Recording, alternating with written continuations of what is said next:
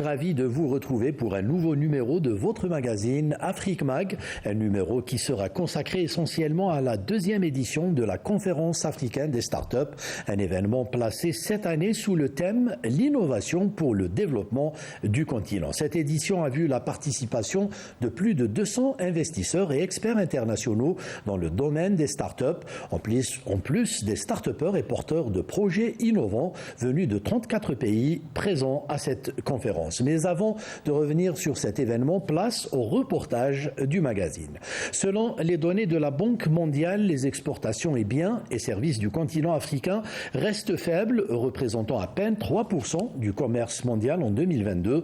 En observant la structure des exportations des États africains, la Conférence des Nations Unies sur le commerce et le développement constate qu'en 2022, les produits de base ont représenté plus de 60% des exportations totales de marchandises dans 45 pays africains sur 54.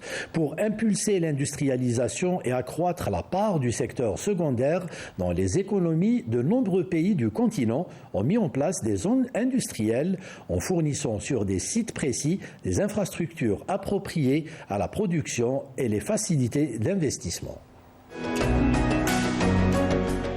Le concept de zone économique spéciale fait florès sur le continent africain. D'après la CNUSED, la Conférence des Nations Unies sur le commerce et sur le développement, le nombre de ZES en Afrique a atteint 237 en 2020 contre environ 20 en 1990. En Côte d'Ivoire, par exemple, le gouvernement a initié une dizaine de projets de zones industrielles, dont celle d'Akoupé-Zedi à Abidjan, avec une dotation de 1000 hectares. Les pouvoirs publics veulent lever tous les obstacles enregistrés sur cette plateforme afin de leur permettre de fournir leur plein potentiel. Les mesures les plus récentes qui ont été prises par le gouvernement concernent la mise en place d'un cadre stratégique de développement des zones industrielles qui a été adopté en février 2022 par le gouvernement. Ce cadre constitue un peu comme des éléments d'orientation pour résoudre les problèmes qui concernent les zones industrielles. Il s'agit principalement de la sécurisation du foncier industriel. Il s'agit également du financement des zones industrielles. Au Gabon, en Coque, dans le département du Komo-Monda, le gouvernement a mis en place, avec le partenariat d'entreprises privées comme Arise IIP, une zone économique spéciale qui a permis au pays d'Afrique centrale de réduire ses importations de bois en grumes entre 2014 et 2022. Grâce à Coque, selon les données officielles, le chiffre d'affaires de l'exploitation forestière est passé de 28 milliards de francs CFA à 93 milliards de francs CFA, soit une croissance de 231%. Arise IIP est une entreprise qui se concentre sur le secteur de la transformation en Afrique. Nous étudions chaque pays pour savoir les matières premières exportées qui peuvent constituer une valeur ajoutée dans le pays ou les importations de produits qui peuvent pourtant être fournis localement. Aujourd'hui, nous sommes dans 10 pays: Gabon, Bénin, Togo, Tchad, Rwanda, Nigeria, Côte d'Ivoire, République du Congo, République démocratique du Congo. Grâce aux investissements d'Arise IIP, le Gabon est passé du statut d'exportateur de bois en grumes à celui de deuxième plus grand exportateur de contreplaqué dans l'hémisphère nord. L'entreprise Arise IIP, qui a ouvert un magasin de meubles à Miami aux États-Unis, affirme vendre le mètre cube de contreplaqué entre 10 000 et 12 000 $ contre 150 $ au moment où le Gabon exportait le bois en grumes. Les zones industrielles permettent de transformer diverses ressources, à l'instar des produits agricoles ou ceux de l'élevage. De nombreux pays, y compris l'Éthiopie, ont adopté ce modèle de ZES pour le développement économique. L'Éthiopie est prête pour les investissements et il y a de nombreuses raisons pour lesquelles l'Éthiopie est l'une des meilleures destinations en Afrique pour attirer les investissements dans différents secteurs. L'un de ces éléments clés est le développement des parcs industriels conçus pour être durables, entièrement équipés d'infrastructures modernes et de certaines installations de production. Ces sites aident les investisseurs à démarrer la production le plus rapidement possible car ils offrent des installations prêtes à l'emploi.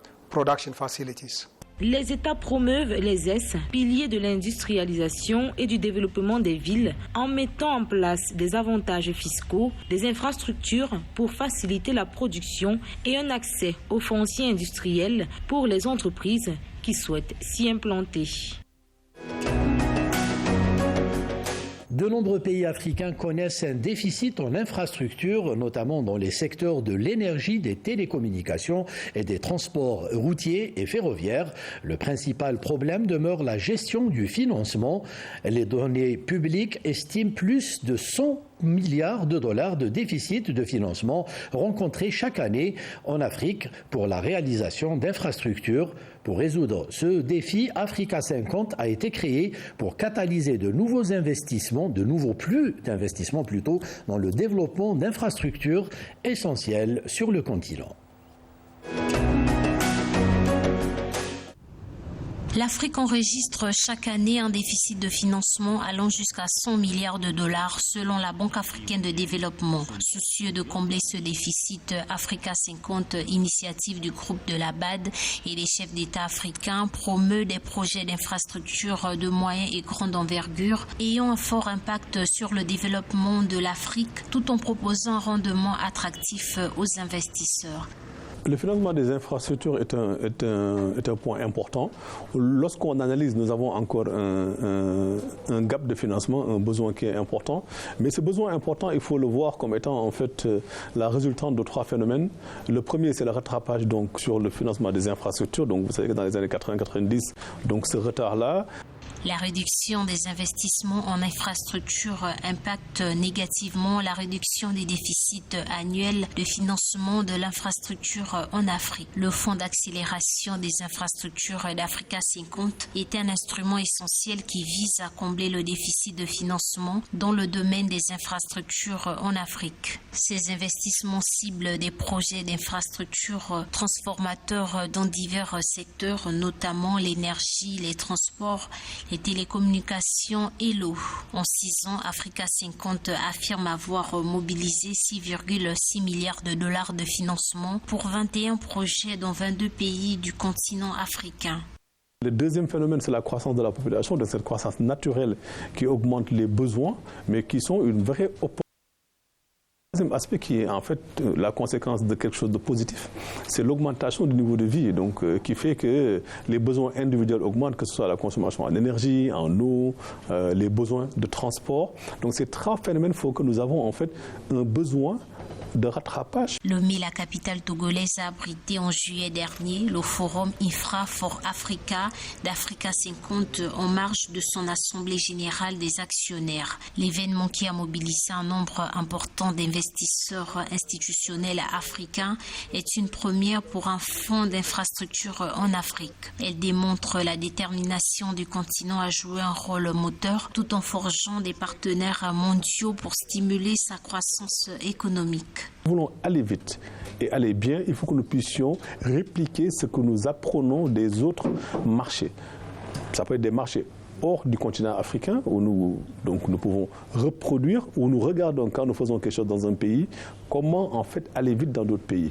Il ne s'agit pas de copier et de coller, mais de répliquer en prenant en compte donc cette dimension locale. Le fonds d'accélération des infrastructures de 500 millions de dollars, innovation mise en place par Africa 50 en 2021, est un fonds de capital investissement pour les infrastructures d'une durée de 12 ans qui mobilise des capitaux institutionnels à grande échelle et à long terme auprès d'institutions africaines et internationales. S'appuyant sur les structures de développement et de financement de projets d'Africa 50, l'IAF vise à investir dans des projets d'infrastructures bancables offrant aux investisseurs des rendements attrayants.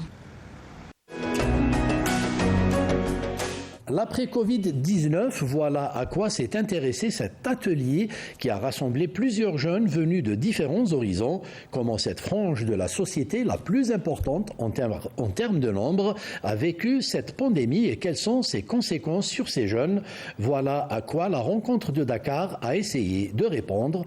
Compte rendu, Stéphane Massima. Des jeunes venus d'horizons divers. Pour participer à cet atelier, les organisateurs s'intéressent aux questions de société, notamment la Covid-19 a frappé de plein fouet le monde. Ces personnes ont mis en place un projet pour en savoir comment les jeunes ont vécu cette pandémie. Ils ont initié un projet sur les jeunes. Vous savez, à la survenue de la pandémie, donc les jeunes ont été très affectés. Donc on a voulu savoir, dans le cadre de ce projet, comment est-ce qu'ils ont réagi, comment est-ce qu'ils ont subi le projet, quelles sont les stratégies d'adaptation aussi qu'ils ont eu à utiliser. Donc ça, l'objectif du projet justement, c'est de les rapprocher, de s'approcher d'eux, de voir aussi quelles sont leurs aspirations. Donc en quoi leurs ambitions ont été freinées par la pandémie et comment ils se sont adaptés à la pandémie. Les aspirations et la résilience des jeunes, des objectifs clés, sujet qui interpelle l'ensemble des citoyens, affirme l'ex-ministre de la Jeunesse et de l'Emploi. Sujet qui, à mon avis, interpelle l'ensemble des citoyens à quelque titre que ce soit. Et donc, moi, je me sens en tout cas très honoré d'avoir été invité et pour partager avec d'abord les professeurs et autres concepteurs de l'atelier, mais aussi et surtout être face à ces jeunes enquêteurs, entrepreneurs qui exposent un peu leurs préoccupations propres et aussi également les préoccupations des jeunes. Un projet de recherche sur les aspirations et la résilience des jeunes en Afrique. Pour ces étudiants, c'est un cadre d'échange de donner leurs attentes mais également leurs défis. Et en tant que jeune, je me trouve vraiment ici à ma place, car c'est un cadre d'échange qui nous permet, nous jeunes, de donner nos attentes, mais aussi les défis que nous devons relever en tant que jeunes. On a une satisfaction par rapport à ce qui a été dit et ce qui a été ficelé comme résultat par rapport aux jeunes, etc. L'objectif principal de cet atelier est de valider les résultats de la recherche sur les aspirations des jeunes, ainsi que l'attestation par les parties prenantes de la présentation axée sur des données. Dans le cadre de son programme national de lutte contre la cécité, les Comores continuent d'accueillir des délégations d'ophtalmologues venus de l'étranger. Leur mission, accompagner leurs homologues comoriens et surtout participer à la formation du corps médical et paramédical aux nouvelles techniques dans le domaine de l'ophtalmologie.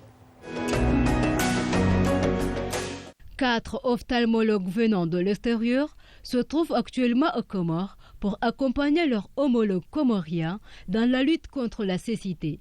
Lors d'un point de presse tenu ce lundi à Moroni, propos essentiels ont été mis en relief. Prise en charge des maladies, dépister les enfants à l'école et célébrer la 17e journée médicale. Dr Chanfi a relevé que le cataracte est fréquent en Union des Comores. Nous allons essayer de commencer nos activités aujourd'hui, même un peu tard, mais l'objet c'est de pouvoir vous montrer l'intérêt de ces missions, que ces missions sont là dans le cadre des échanges de techniques chirurgicales entre les ophtalmologistes locaux et les ophtalmologistes internationaux. On essaye de pouvoir échanger et d'apprendre de nouvelles techniques pour ceux qui ne connaissent pas. Donc voilà l'intérêt de ces missions chirurgicales. Mais aussi, il y a un intérêt de formation médicale continue puisqu'ils participent aussi aux journées médicales d'ophtalmologie des Comores. Il est à retenir que la célébration de la journée médicale a choisi comme thème cette année l'œil et la grossesse.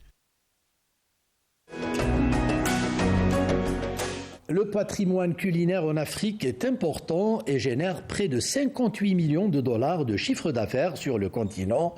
Pour mieux valoriser ce secteur, des institutions financières veulent investir dans des restaurants africains et permettre que la gastronomie plutôt soit un outil fort pour le développement du continent.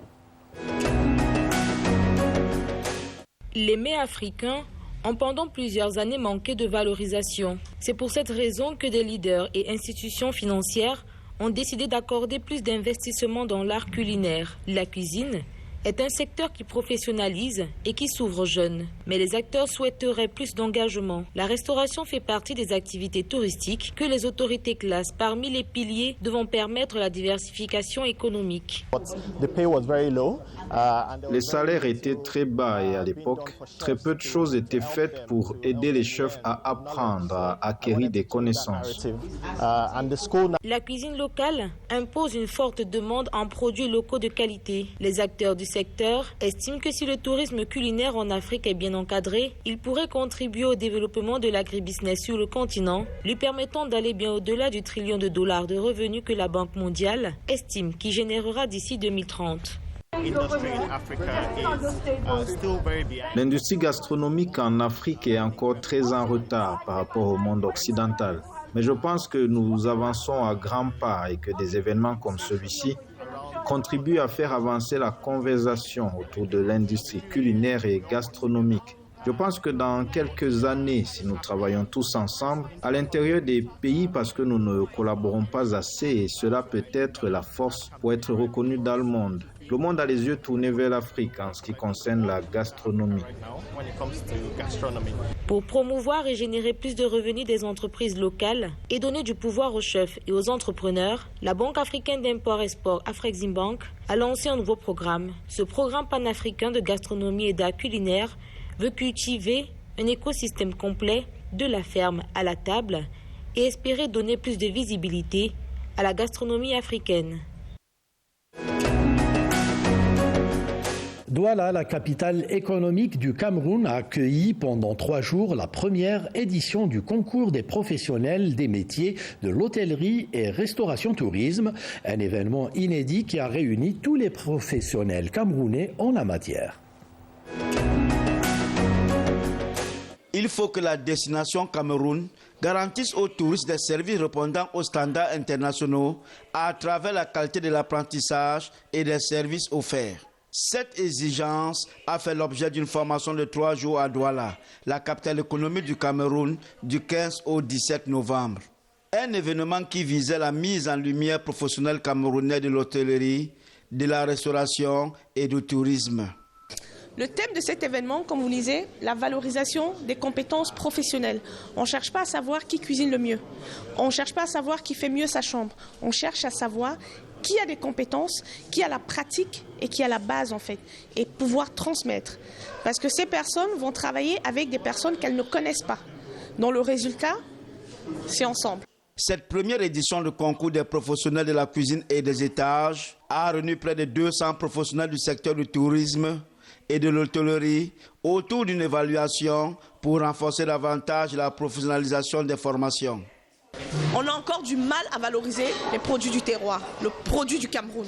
On est encore sur la basquaise, Dijon, carbonara. Non. Aujourd'hui, il est temps, on peut créer sa gastronomie avec les produits du terroir et valoriser le plantain pilé, je ne sais pas moi, le coquille. Mais il suffit juste de travailler le produit et de créer le produit. Pendant 3 jours, les participants ont assisté aux rencontres business to business avec les prestataires fournisseurs de choix, aux évaluations théoriques et surtout aux évaluations pratiques avec 7 participants pour la cuisine et 5 pour les étages. Ce faisant évalués par les professionnels à la matière. Alors là, je crois qu'elles ont commencé par faire le nettoyage du sol pour être sûr qu'il n'y ait pas de saleté qui arrive sur les draps. Et là, elles sont en train de faire le lit au carré, avec la méthode au carré, je pense. Donc on va voir, là c'est une étape importante. Avec le linge, vérifier que le linge est propre. Le nouveau linge de lit est très propre. Et pouvoir l'installer sans plis, avec les bons angles, les bons plis. Donc... Et les critères du concours de cuisine d'aujourd'hui, je vais parler du côté pratique, étaient basés sur l'organisation, le timing, la créativité et l'organisation en poste de travail. Au final, ce sont les dames Léonore Ngayep et Valérie Eyokol qui ont rapporté respectivement les prix de la bonne cuisine et les étages. Retour donc, comme annoncé au début de l'émission, sur la deuxième édition de la conférence africaine des startups qui s'est tenue à Alger du 5 au 7 décembre. Un rendez-vous auquel ont pris part de nombreux participants entre start-upers, investisseurs et experts internationaux venus de 34 pays africains, avec au programme des panels et une exposition pour les porteurs de projets, une occasion pour ces jeunes Africains de débattre de leurs préoccupations et d'échanger leurs expériences. Compte rendu, Yasmine Messoudi. Accroître la visibilité des startups africaines et stimuler leur contribution au développement économique sont les principaux objectifs de la deuxième édition de la conférence africaine des startups. Les 200 exposants présents à cet événement ont eu l'occasion d'échanger leur expérience et de présenter leurs produits en vue de conclure des accords de coopération. Ce forum-là et cette conférence-là est un grand aujourd'hui opportunité pour nous justement pour pouvoir échanger avec de jeunes talents algériens qui sont très ambitieux aussi. Alors actuellement en Tunisie, nous avons plus de 95 000 utilisateurs, 11 000 prestataires. Tout cela est réparti sur toute la Tunisie et nous avons aussi l'ambition, dans toute suite logique, de nous expandre en Algérie. Alors le marché algérien aujourd'hui, c'est un marché qui est très grand par rapport à la Tunisie. On est doté de l'espoir, donc puisqu'on est doté d'espoir, on espère toujours être, pourquoi pas, à l'auteur pour avoir des entreprises à l'échelle nationale et pourquoi pas à l'échelle internationale, c'est ça. La présence conjointe des opérateurs économiques locaux et étrangers a créé un cadre propice à l'établissement de partenariats fructueux,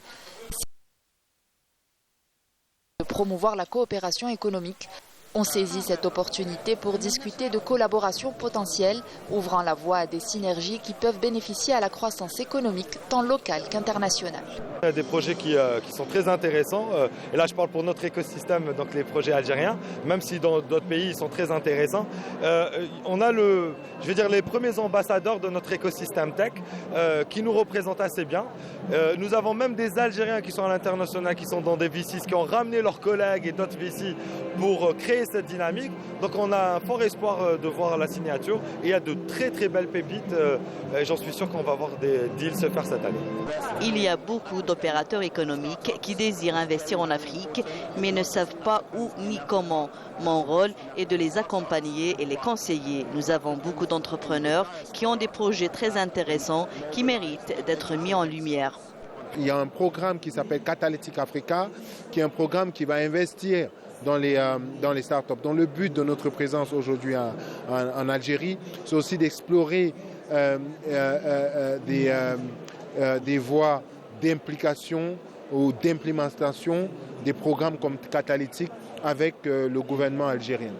Les startups jouent un rôle essentiel en apportant une contribution significative à la réalisation des objectifs définis par l'agenda de l'Union africaine, ainsi que celui des Nations unies pour le développement durable et la stratégie de transformation numérique pour l'Afrique 2020-2030.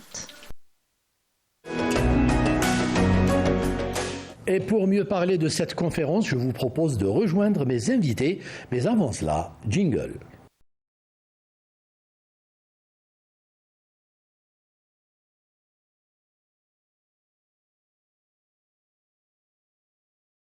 Des conférences Abdeltif Rahal que nous vous retrouvons pour parler de la deuxième édition de la conférence africaine des startups qui s'est tenue ici même du 5 au 7 de ce mois de décembre. Et pour en parler, nous avons le plaisir d'accueillir pour vous Monsieur Douglas Biondou. Il est expert international et il nous vient du Cameroun. Monsieur Biondou, bonsoir et merci d'avoir accepté notre invitation. Bonsoir, merci. Voilà, et nous avons aux côtés de Monsieur Douglas Biondou notre cher Sofiane Boudjma. Il est start-upper, il est formateur et il intervient comme expert auprès d'un incubateur privé. C'est bien cela, Sofiane? Exactement, merci de me recevoir. Bonsoir et merci justement d'honorer cette invitation. Alors, messieurs, je vais commencer peut-être par revenir sur un fait qui me paraît important. Nous sommes à la deuxième édition. Cela sous-entend qu'il y en a eu une déjà. C'est important de pérenniser des rendez-vous comme celui-ci? Alors c'est important d'une année sur l'autre de montrer l'importance qu'ont les startups pour la croissance du continent. Et pour moi, je constate qu'entre l'année dernière et cette année, il y a effectivement une forte évolution. Très content d'être ici. Absolument, je rejoins exactement ce que dit notre ami. Où on remarque la qualité des intervenants, mais aussi que l'événement a grossi en termes de nombre d'intervenants, de participants, mais aussi de la qualité des experts qui ne fait que s'améliorer d'une année à une autre. Alors Soufiane, je sais que vous aviez participé à la première édition, contrairement peut-être à Douglas Biondou. Il y a eu l'adoption d'une feuille de route lors de la première édition. Il y a également eu l'adoption d'une charte ici à Alger lors du sommet des ministres africains des startups. Cela sous-entend qu'il y a réellement aujourd'hui une volonté politique de la part des pays africains d'accompagner, d'encourager les start-upers. Je pense qu'aujourd'hui, le continent africain a compris l'intérêt de promouvoir les startups. Aujourd'hui, les startups africaines arrivent à lever des fonds, arrivent à s'imposer aussi bien au niveau local de leur pays, mais aussi à un niveau continental et même à l'international. Je pense qu'aujourd'hui, les signaux sont forts pour les investisseurs, car rappelez-vous, un investisseur, c'est quelqu'un qui évalue le risque en permanence. Donc plus on lui donne de signaux positifs, plus il sera réconforté à vouloir investir. Et c'est aussi pareil pour les entrepreneurs, ça les réconforte aussi à vraiment aller de l'avant. Donc oui, il y a eu cette charte qui a été signée, il y a beaucoup d'actions qui se font, aussi bien en termes de propriété intellectuelle, de réglementation, de facilitation à l'accès au marché des différents pays. Donc c'est vraiment des signaux extrêmement positifs et forts que donnent aujourd'hui les gouvernements pour les entrepreneurs, mais aussi pour les investisseurs. Douglas, il y a eu, on l'a dit, cette feuille de route, il y a eu la déclaration d'Alger cette semaine aussi, qui a été signée par les ministres africains des startups. Est-ce suffisant ou il va falloir justement faire preuve d'action maintenant ? Je pense que les gouvernements sont dans leur rôle, ils impulsent. Ouais. Après que les gouvernements impulsent, c'est à nous maintenant, experts, entrepreneurs, formateurs, de pouvoir maintenant prendre le relais. Donc je pense que ça ne suffit pas, mais c'est déjà pour nous qui sommes experts, et en tout cas en ce qui me concerne pour moi qui ai été invité par l'Algérie sur cet événement, un grand signe d'unité et de volonté d'être ensemble pour faire de l'Afrique une puissance.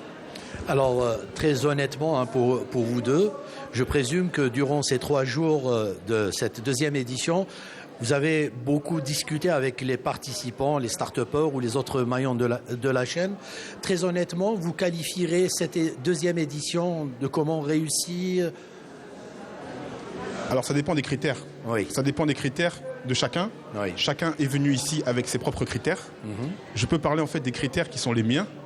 Les critères qui sont les miens, c'était la qualité des intervenants, c'est la qualité des thématiques, et puis c'est la volonté d'unité, cette nouvelle ère, cette impulsion.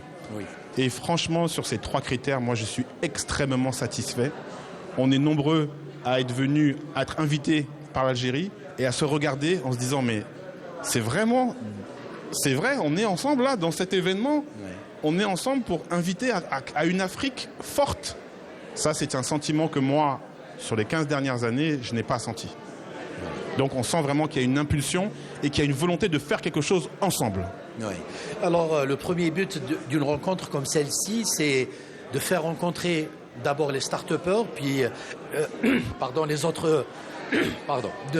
autres maillons de la chaîne. Et je pense que c'est déjà un but atteint. Lorsque vous parlez avec ces start-upers, est-ce que c'est suffisant 3 jours pour qu'ils soient en contact, pour qu'ils discutent ensemble, pour qu'ils échangent leurs expériences ? Ou il faudrait qu'il y ait d'autres rendez-vous, que ça ne soit pas un rendez-vous annuel seulement ? Alors, moi, juste pour rebondir sur comment qualifier cet événement, moi, j'aurais dit réseau, où on a réussi aujourd'hui, à travers ce genre d'événement, à créer un réseau local et international pour mettre en relation aussi bien les start-upers, les investisseurs et toutes les parties prenantes du monde entrepreneurial. Pour revenir à votre question, effectivement qu'aujourd'hui, c'est un point de rencontre fondamentalement. Et c'est vrai qu'il n'y en a pas beaucoup de cette dimension qui nous permettent de nous connecter à des pays voisins, des pays africains, où l'on se rend compte que quand même, il y a du travail encore à faire pour créer ces passerelles entre les différents acteurs. Mais c'est déjà un premier pas de réunir tout le monde, de pouvoir accéder à des pays comme le Cameroun, comme nos voisins, par exemple la Tunisie ou encore le Kenya, etc., qui sont à la fois des marchés pour nos entrepreneurs, mais aussi de vraies passerelles pour promouvoir notre image, aussi bien d'un pays, mais aussi d'un continent qui aujourd'hui investit et qui favorise l'investissement. Donc, pour revenir aussi à la question de est-ce que c'est une réussite aujourd'hui, en fait, je rajoute à la partie des critères, c'est la temporalité. Aujourd'hui, si on devait évaluer sur la qualité des intervenants, sur le nombre de participants, etc., c'est une totale réussite. On a été extrêmement ravis de voir des investisseurs, de fonds d'investissement avec plusieurs... alors, on est au niveau du milliard. Alors, il y a un travail qui se fait pour évaluer la valeur des investisseurs qui sont venus à travers leur portefeuille. Oui. Donc ça, on aura les chiffres bientôt. Mais aussi, donc un autre volet sur l'évaluation, ce sera dans le temps. Je pense qu'il y a un travail qui va se faire pour évaluer tous les leads qu'on a eus, tous les partenariats qui vont être signés après cet événement. Et ça aussi, c'est un critère assez intéressant à évaluer dans le temps. Alors, il y a eu un programme très riche lors de ces 3 jours. Il y a eu une exposition, il y a eu des panels. Est-ce que vous pouvez dire aux téléspectateurs qui nous suivent quel a été le programme de cette 2e édition essentiellement?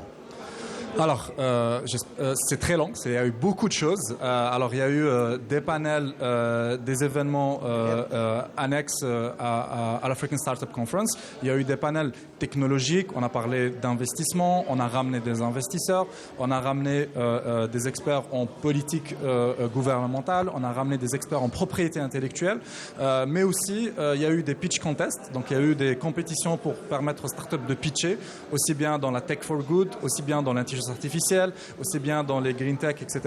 Donc il y a eu une panoplie d'événements aussi bien pour promouvoir les startups, pour encourager un dialogue avec une expertise internationale, pour mettre en place des politiques gouvernementales locales mais aussi africaines. Et bien évidemment, on a eu de la tech for women, donc promouvoir l'entrepreneuriat féminin. Donc c'est très riche, je ne pourrais pas tout citer en quelques secondes, mais c'était vraiment varié. Tout le monde en a eu pour ce qu'il voulait et c'était vraiment la qualité des intervenants aussi était très marquante. L'apport des experts, Biondou? En ce qui me concerne, j'ai beaucoup apprécié la pluralité des intervenants. En ce qui me concerne, j'ai jamais eu l'occasion de rencontrer, par exemple, moi qui suis francophone, des intervenants d'autres pays, en particulier anglophones. Nigeria, Kenya, retrouver des Camerounais ici, des Camerounais qu'on connaît comme étant influents. J'ai aussi beaucoup apprécié la dimension tech, mais toujours, et je terminerai là-dessus, avec un narratif sous-jacent derrière. Que l'on parle tech, que l'on parle women in tech, que l'on parle des talents, que l'on parle des discussions sur comment retenir les startups ici, les empêcher, faire en sorte qu'elles ne partent pas lorsqu'elles ont la croissance. Moi, j'ai trouvé que dans tout ce narratif derrière, il y avait planait cette idée d'une Afrique forte. Et d'une Afrique forte par ses talents, par ses entrepreneurs. Et ça, c'était magnifique. Il y a eu, alors je reviens sur l'histoire des talents qui est fondamentale pour l'Afrique, comment retenir des talents. Il y a eu un panel à ce sujet qui était comment garder les headquarters et la partie pensante, savante des startups en Afrique. Aujourd'hui, les startups s'internationalisent. Le sales, les commerciaux, il peut être à l'international, mais aujourd'hui, il y a eu une réflexion dans un des panels de l'African Startup Conference pour comment retenir le headquarter dans les pays africains, en Algérie pour moi, dans mon cas, mais aussi dans les pays africains pour faire cette rétention de talents et d'expertise localement. La matière grise reste ici et le sales, la commerciale, s'internationalise. Alors, vous me tendez la perche puisque vous parlez justement de l'Afrique. C'est un marché important. Est-ce qu'il est temps que les start-upers ne pensent pas juste avec la dimension nationale, mais visent un marché africain qui est important et vont justement à la conquête de ce marché? Je pense que les travaux actuellement entre les gouvernements, la zone de libre-échange africaine, la ZLECAf, ce sont des signaux qui encouragent le commerce et la collaboration interafricaine. Je pense aussi que cet événement va aussi dans ce sens-là.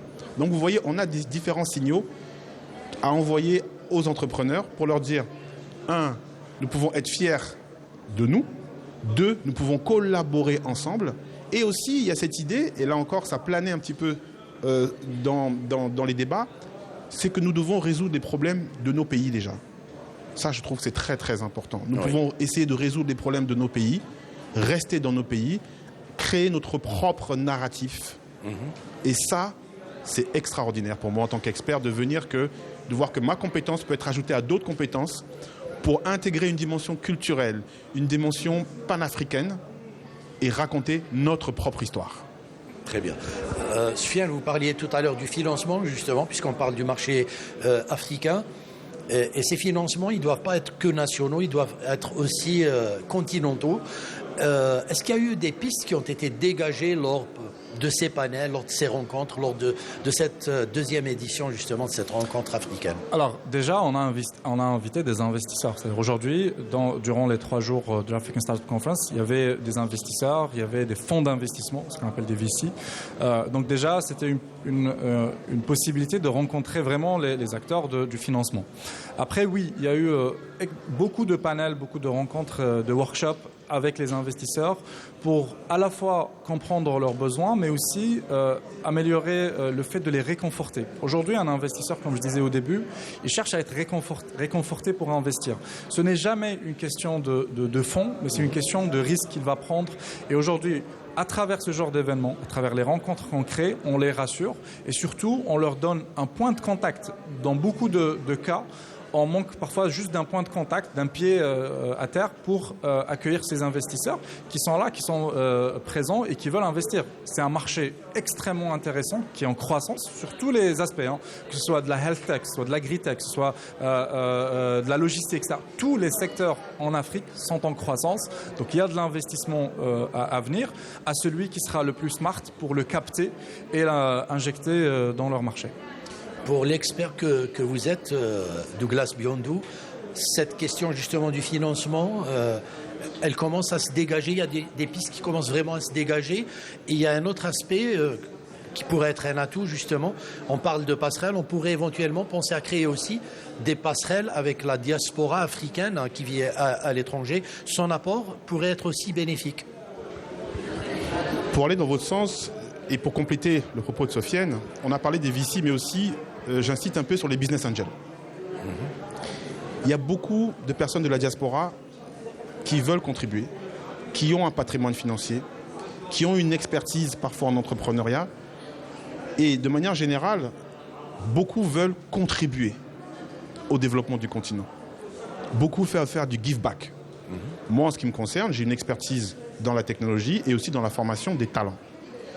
Moi, je connais beaucoup de personnes de la diaspora qui aujourd'hui ne savent pas où aller, ni qui approcher pour pouvoir impacter.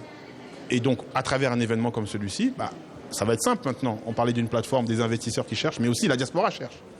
Donc, c'est une opportunité extraordinaire de pouvoir se rassembler pour pouvoir impacter. Surtout que maintenant, avec les nouvelles technologies, c'est très facile de créer ces passerelles. On n'a pas besoin forcément d'un événement comme celui d'aujourd'hui pour créer ces passerelles. Absolument. Aujourd'hui, l'Afrique se veut être digitale par essence. Donc on crée ces ponts technologiques par des plateformes, par du réseau qui est totalement digitalisé.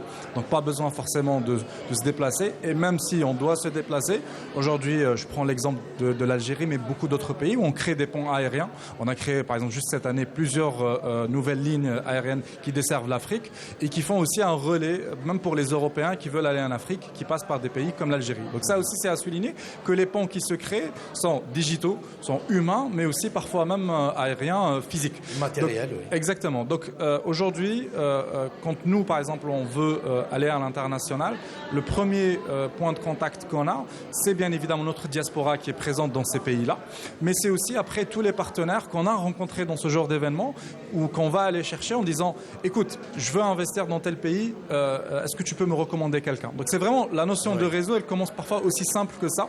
On va se rencontrer de quelqu'un qu'on a vu à l'African Startup Conference en disant « J'ai rencontré Douglas qui est au Cameroun, va le voir, il pourra peut-être t'aider, mais il saura avec qui te mettre en relation. » Donc la notion de réseau, elle est fondamentale pour les entrepreneurs et je pense qu'aujourd'hui, ce genre d'événement a vraiment permis de concrétiser ce genre de mindset. Peut-être pour compléter de façon très concrète, entre le Cameroun et l'Algérie, il y a une ligne qui vient de Douala-Alger. C'est un exemple très concret. Donc imaginez par exemple, à partir d'un événement comme celui-ci, on se rencontre, même si c'est une fois par an, c'est déjà beaucoup. mais on sait déjà qu'il y a une impulsion d'un État. Et puis derrière, on peut, grâce à des lignes aériennes, encore le commerce interafricain, pouvoir collaborer. Donc ça, je pense que c'est quelque chose de très, très, très intéressant. Vous parliez de la diaspora qui voudrait éventuellement investir en Afrique, mais qui a beaucoup d'appréhension. Comment faire pour dissiper ces appréhensions et leur dire, écoutez, ça a changé, les mentalités ont changé, vous pouvez désormais venir tout en leur donnant des garanties ou des assurances? Alors, j'ai été approché par au moins 3-4 personnes qui voulaient investir en Algérie et qui me demandaient conseil. Donc c'est pour vous dire que ça va très vite.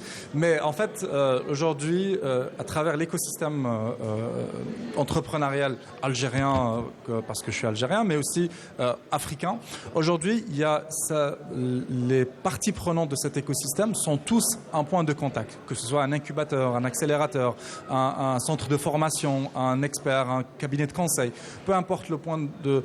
Plus on leur donne de visibilité, moins ce sera compliqué pour ce genre d'investisseurs de trouver un point de contact. À partir de là, aujourd'hui, il y a des facilités qui se font à tous les niveaux pour accompagner les investisseurs. En Algérie, on commence à créer des bureaux uniques pour recevoir les investisseurs. Dans d'autres pays, pareil. Donc, à partir du moment où on a cette visibilité de dire, voilà l'écosystème, comment est-ce qu'il est structuré, on crée ce mapping, l'investisseur saura où aller et à partir de là, ça va aller extrêmement vite pour pouvoir concrétiser son projet. Alors, vous parliez d'incubateur.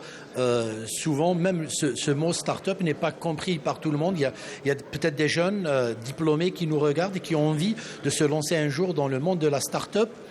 Moi, je suis jeune, j'ai envie de me lancer. Il me faut quoi pour lancer ma start-up? Très concrètement et très, très simplement. Alors, en ce qui me concerne, je pense qu'on a tous besoin de rôle modèle. Donc, quand je veux créer une structure, je vais essayer de me rapprocher déjà de personnes qui ont créé et qui vont me faire confiance. Oui. 2, à partir des éléments que je vais mettre en place un modèle. Est-ce que mon idée est intéressante? Est-ce qu'elle concerne mon marché? Quel est mon marché? Quelle est ma cible? Ce sont des choses fondamentales. C'est avant tout, pardon Douglas, c'est avant tout une idée, une start-up? Une start-up, c'est d'abord une idée. C'est d'abord une idée. C'est pas forcément des lieux, des locaux. C'est d'abord une idée. Et si cette idée est bien vendue, alors derrière, on peut mettre en place une organisation pour donner corps et générer des profits. Derrière, moi, je pourrais insister sur la notion de créer une marque qui soit empathique, qui soit profitable, et qui génère en fait de l'empathie. Oui. À partir du moment où on a une idée et qu'on arrive à la transformer en une marque qui génère de l'empathie, qui soit profitable, là, on est sûr de pouvoir intéresser des personnes qui vont par exemple venir à un événement central comme celui-ci et qui sont là pour écouter justement ces personnes-là. Donc ça demande derrière bien sûr de pouvoir pitcher, de pouvoir intéresser les personnes. Mais effectivement, dès qu'on a une idée et qu'on est bien entouré, on peut en fait envisager de pousser par l'échelle. Et il faut savoir vendre son idée et pour cela, il faut peut-être des notions. La notion de formation, puisque vous êtes formateur, est importante. Un mot peut-être sur cet aspect-là, Soufiane? Alors, je pense que tous les start-upers qui commencent, ils passent une grande partie de leur temps à se former. Et se former est un exercice qui est tout au long d'une vie. Donc on n'arrête jamais réellement de se former. Mais pour rebondir sur ce que disait Douglas aussi, c'est aussi une idée, est un point de départ, mais c'est aussi l'exécution. Aujourd'hui, il faut savoir exécuter vite. Se donner les chances de réussir. Exactement, exécuter vite et se positionner sur le marché. Pour revenir sur l'aspect formation, durant tout cet événement, il y a eu beaucoup de workshops, beaucoup d'ateliers, beaucoup de formations, de conférences qui ont permis de donner à la fois le state of the art, l'état de l'art, où est-ce qu'on en est technologiquement, comment ça se passe, des best practices, de donner des tips, des conseils. Après, par exemple, une des particularités qui était de cette seconde édition de l'AFC, c'était par exemple qu'on on a formé même des investisseurs. Il y a eu un atelier où on a formé les investisseurs à travers à comment aujourd'hui gérer un portefeuille de start-up. comment aujourd'hui investir, quel est le process, etc. Donc, c'est-à-dire que le fait d'investir n'est pas forcément, le fait de se former, n'est pas forcément réservé aux startups, mais tout le monde doit passer par cette formation. On ne naît pas savant, on ne naît pas forcément investisseur, que ce soit pour les business angels ou autres. Donc aujourd'hui, on forme, il y a des institutions qui forment, les incubateurs, les accélérateurs, toutes ces parties prenantes accompagnent et coachent et forment. Il y a des programmes de mentorat, etc. Donc c'est extrêmement important et ça se fait et ça continuera de se faire, sans parler du fait que la formation est un autre marché très porteur en Afrique. L'apport justement des experts dans le domaine de la formation, Douglas? Oui, alors moi en tant qu'expert et aussi pédagogue, avec un projet qui est de faire de l'Afrique le poumon du numérique mondial, en s'appuyant sur sa jeunesse, je trouve ici un matériau extraordinaire parce que ces jeunes qui parfois sont sans repère, pour beaucoup en zone rurale, beaucoup en zone urbaine, qui se posent des questions sur l'avenir, mais qui ont une telle énergie, il faut pouvoir les encadrer. Il faut pouvoir leur proposer un plan d'action en 2, 3, 4, 5 étapes, d'où la pédagogie. Et quand ils vont suivre ces étapes, ils vont pouvoir arriver, à s'épanouir humainement, savoir qui ils sont, définir un projet professionnel, identifier éventuellement différents métiers comme les métiers du numérique et pourquoi pas choisir in fine la voie de l'entrepreneuriat. Donc la formation, c'est vraiment quelque chose de clé. Je terminerai sur cet aspect formation en disant que, et pour revenir un petit peu sur la question de que faire pour la diaspora aussi elle a besoin de rôle modèle. La diaspora aussi a besoin d'être formée. On n'est pas sur des sujets, on est sur des sujets qui ne sont pas liés à une expertise particulière. Donc nous, moi en tout cas, je suis très content en tant qu'expert d'avoir un point de rendez-vous. Et là, je vois que l'ASC peut être un point de rendez-vous physique. Et vous savez, l'Afrique, on a besoin de se toucher, on a besoin de se frotter. C'est culturel chez nous. C'est culturel et c'est peut-être un des points d'éducation des VC.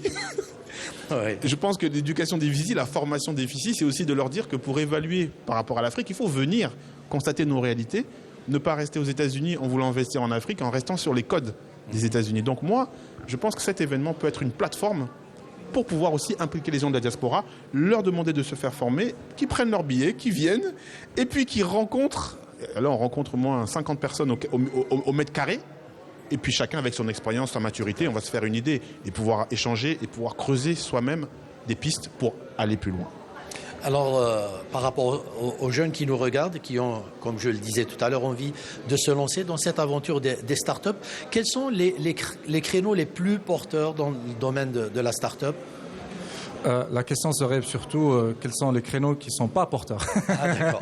Alors, en Algérie comme en Afrique, vraiment, en toute transparence, pratiquement tous les créneaux sont porteurs. Alors, il y a l'aspect formation, c'est un marché extrêmement important et qui est en train de croître. Ça, c'est le premier point. L'agrotech, les technologies dans l'agriculture, dans le développement des produits agricoles, etc. Ça aussi, c'est un marché extrêmement porteur et qui ne cesse de grandir. Vous avez les fintech, les technologies de la finance. Vous avez les legal tech, parce qu'aujourd'hui, les écosystèmes évoluent, donc les aspects légaux aussi, ils évoluent. Vous avez les aspects logistiques, donc tout dans la logistique. Franchement, peu importe où vous allez investir, si c'est en Afrique, il y a de fortes chances que ce soit un créneau porteur et un marché qui est en pleine expansion. Donc, c'est pour ça que je parlais tout à l'heure de l'exécution, à votre capacité, à vous positionner rapidement sur le marché, à proposer un produit qui a de la valeur pour vos clients, et derrière, très vite, pouvoir, vendre votre produit et avoir cette première claque, moi ce que j'appelle la claque du client. C'est-à-dire que plus vite vous allez tester votre produit sur le marché, plus vite vous allez être rassuré ou pas à pouvoir commercialiser votre produit. Mais derrière, en termes de marché, je vois peu de secteurs qui ne sont pas vraiment porteurs. Alors, ceux qui sont plus ou moins peut-être dans le déclin, c'est bien évidemment le oil and gas, aussi bien par des habitudes, mais aussi par des aspects environnementaux. Tout à fait. Mais là encore, il y a une transition énergétique et de mindset à aller vers des green tech. Il y a eu un side event qui s'appelle le Green Tech Programme Algeria, qui s'est conclu aujourd'hui, qui a aussi fait la promotion de ces projets-là. Alors... Oui, Douglas. Alors, moi, par rapport à ça, vous savez, sur les jeunes qui nous écoutent, moi, je voudrais donner un conseil. Ils doivent apprendre, d'après moi, déjà, à développer une culture, on parle de start-up, une culture numérique, avoir une posture, parce que avant de l'idée, il faut d'abord être capable de défendre l'idée, donc il faut avoir une posture professionnelle. Je dirais aussi qu'il faut être capable d'avoir peut-être un métier, pour ceux qui nous écoutent, s'intéresser à un métier et avoir une expertise dans un métier, et ensuite observer. Chacun d'entre nous, si on est en zone rurale, on est en zone urbaine, autour de nous, on va voir des besoins, on va voir des points où on se dit mais c'est pas normal que ce soit comme ça. Ouais. Et donc à partir du moment où on a un sens de l'observation, il y a matière. Il y a matière. Ouais. Et ça c'est dans n'importe quel secteur. Ouais. Donc je pense qu'il faut ouvrir, mais avant tout il faut que chacun se connaisse, sache qui il est, sache là où quelles sont ses forces, quels sont ses points d'amélioration, développer en fait une capacité à se présenter, à présenter une idée, apprendre un métier peut-être. J'encourage en tout cas d'aller vers les métiers du numérique. Nous, moi en tant qu'expert, on accompagne les jeunes aussi à découvrir plein de métiers. Aussi. Et puis derrière, observer. Ouais. Dès qu'on observe, on dit « Ah, il y a quelque chose ». Et après on s'entoure, on vient à l'ASC, on rencontre Sofiane, on rencontre des start-upers, et puis après on essaie de s'entourer pour pouvoir exécuter. Ouais. Alors, on va bientôt conclure, hein, puisqu'on arrive à la fin de ce programme. Vous parliez de répondre à des besoins. Il y a certains qui créent ces besoins. Nous, on n'a même pas besoin de les créer, puisqu'ils sont là en Afrique. Il y a beaucoup de besoins auxquels on pourrait répondre à travers justement ces startups. Si vous deviez conclure cette émission, Sofiane, vous diriez quoi par rapport à l'avenir de la startup en Afrique ? Moi, je pense que les startups portées par des entrepreneurs au sens large, c'est pas un sprint, c'est un marathon. L'entrepreneuriat fondamentalement et aussi avec les startups, c'est un marathon. C'est à celui qui tiendra, qui aura le souffle long, du souffle exactement pour tenir. Mais derrière, je pense qu'aujourd'hui, les opportunités sont là. Les investissements, beaucoup font une fixation sur l'aspect financement. Le financement, pour moi, c'est vraiment en fin de chaîne qu'il vient. Il y a des gens qui sont spécialisés, qui ont de l'argent et qui investissent. Donc, il ne faut pas faire forcément une fixation dessus. Il faut créer vraiment... Aujourd'hui, l'écosystème, il se crée. Il reste quand même jeune. Mais aujourd'hui, les opportunités sont là. Donc, pour moi, si je devais donner un conseil, c'est formez-vous. Et surtout, allez dans l'exécution. Si vous avez une idée... Plus vite vous allez la tester, plus vite vous allez la prototyper, la mettre sur le marché, plus vite vous serez fixé à comment l'améliorer, comment l'upgrader et derrière vraiment confronter vos idées avec vos clients. La meilleure validation d'un projet, d'un produit, elle vient du client. Voilà. La finalité est là. Alors Douglas, pour conclure, le mot de la fin ? Alors le mot de la fin, j'invite les jeunes qui nous suivent à pouvoir, comme je viens de dire, identifier autour d'eux un besoin qu'il y a, voir quelles sont les entreprises qui essaient d'apporter une réponse de près ou de loin à ce besoin, comprendre comment l'entreprise répond à ce besoin et essayer d'apporter une innovation, quelque chose en plus que les autres entreprises ne proposent pas. Et à partir de là, on va pouvoir, fort d'un savoir-faire en termes de posture, apporter de la valeur. Merci beaucoup, messieurs. C'était très instructif, au moins pour moi. J'espère que nos téléspectateurs ont aussi profité de vos interventions. Voilà, ainsi s'achève notre magazine. Merci à toute l'équipe technique du Studio 2. Merci à notre réalisateur Mohamed Boulis. Et enfin, merci à vous de nous avoir suivis. Excellente soirée. Au revoir.